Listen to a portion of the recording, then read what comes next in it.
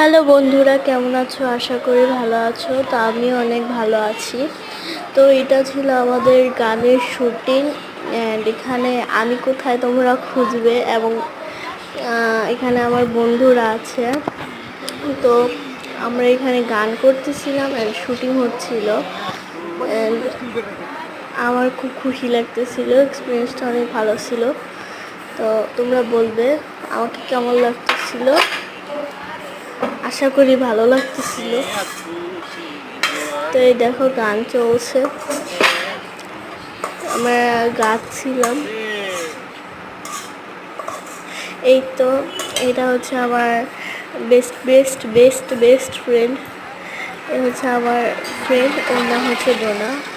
তো ও একটা YouTube channel আছে, সবাই দেখে আসবা।